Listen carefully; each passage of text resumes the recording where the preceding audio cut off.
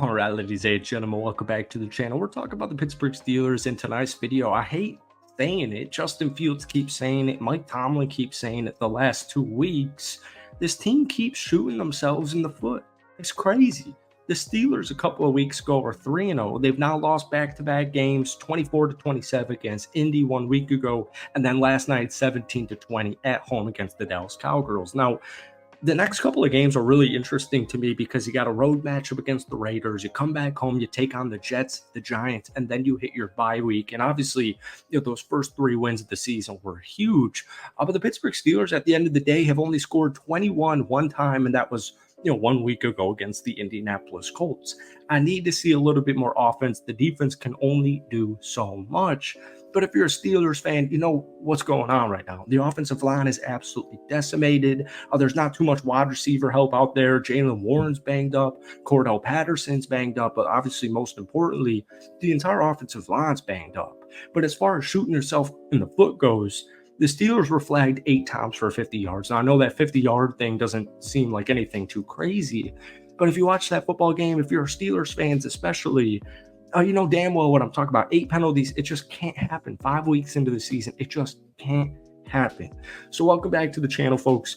Obviously, we're talking about the Pittsburgh Steelers. I hate making losing videos. I really do. But before we get into it, hit that like button, hit that sub button for daily NFL content, along with at least 3 Steelers videos every single week. Steelers fans, despite the loss, if you could still try and get this video to 100 likes, folks, that would mean the absolute world to me.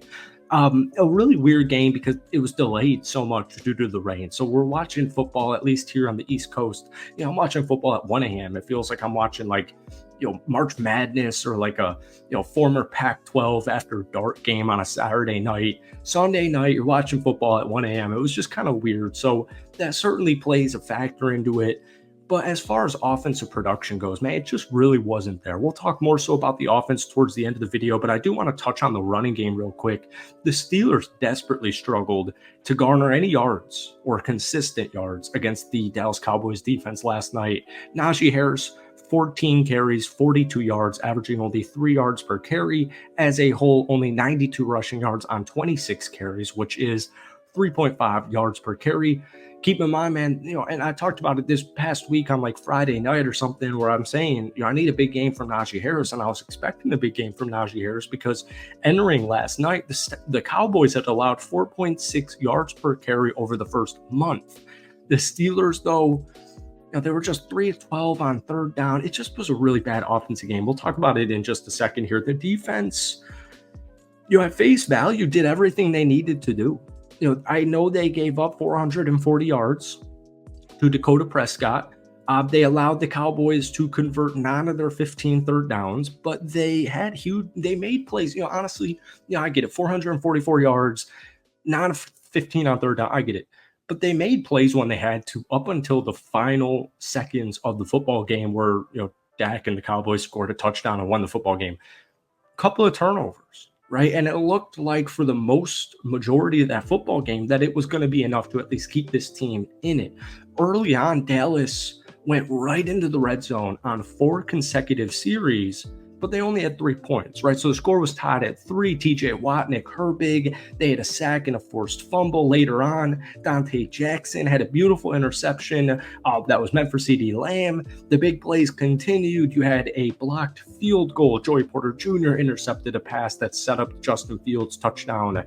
And the defense, in my opinion, I get it that yards isn't great. The third down conversions isn't great. And it's not like they were on the field the entire football game. 27 and a half minutes for Pittsburgh as opposed to 32 and a half for Dallas. But you just need to score more than 17.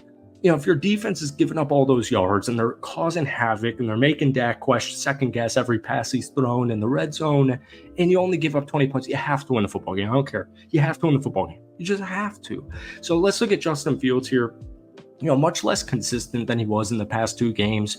15 to 27, season low 55.6% of his passes, only 131 yards and 2 touchdowns. He was also sacked 3 times. He was getting hit, honestly, left and right. The offensive line truly is decimated right now. Getting Isaac Seumalo back is huge, but it's definitely, like we saw last night, going to take a little bit of time for him to get acclimated to the NFL coming back from that injury. The Steelers' offense was as inefficient as possible, converting 3 of 12 on third downs and only had 233 total yards of offense. One interesting thing is George Pickens. So Tomlin said this was the headliner all day. George Pickens' career low snaps were part of Steelers' plan in Cowboys' loss. And here was his quote. This is coming from Nick Farbaugh at Penn Live. "We just wanted to minimize his reps in an effort to get more productivity. We're just trying to rep manage in terms of the totality of the big picture. He wasn't less of a focal point in terms of our intentions of what we wanted to do offensively." Pickens was on the field for just 34 of a possible 58 snaps against Dallas, and that was actually number 3 amongst all Steelers receivers. And he said this: "It's no different than when we minimize some of the snaps on the D line, like Cam Hayward. Cam Hayward's a much different age than George Pickens." And he said this: "It's just about snap management. There's no underlying story, to be quite honest with you." So he was still targeted a team high 7 times. He only had 3 catches for 26 yards. And there was like that face mask pull where he was upset and, grabbed a Cowboys face mask and threw him to the ground. That's just football. That's just competition, in my opinion, like, heat of the moment type of stuff. I'm not saying the Steelers have a wide receiver issue with George Pickens. I mean, they don't have an issue. They don't have a George Pickens issue necessarily, but it's not what you want to see. We saw it with Stephon Diggs last year. I'm not saying go trade George Pickens right now. Devontae Adams, apparently, by the way, is going to get traded in the next 48 hours. I don't know when this video is coming out because I got to evacuate here, but it's something I'm just keeping an eye on because it's just really weird. It's just really weird. He's not Cam Hayward. He's not Cam Hayward's age. I don't know why that would be part of the game plan.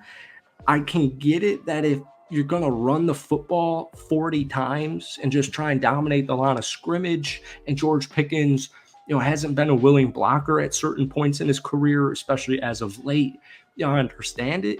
And certainly just the intensity level and the effort level from some clips that I saw yesterday of George Pickens, it's not what you want to see, but, still just really weird. Najee Harris only had 14 carries for 42 yards, and it's not like Dallas was blowing out Pittsburgh. It scored 6-3 at halftime. 6-3 at halftime. Pittsburgh looked in control, in my opinion, even at halftime when they were losing for a majority of this football game. I never really felt like Pittsburgh was actually going to lose it. So just a weird loss. Keep in mind, man, it's a really long season. Football is a game of inches. It really is. And you got a really nice schedule coming up against some teams just dealing with a bunch of turmoil. The Raiders, Devontae Adams, like we just said, is about to get traded. You got the Jets, who are going through a lot of turmoil offensively as well. It's some really good defense. So you got the Giants in 3 weeks, and then you hit your bye week.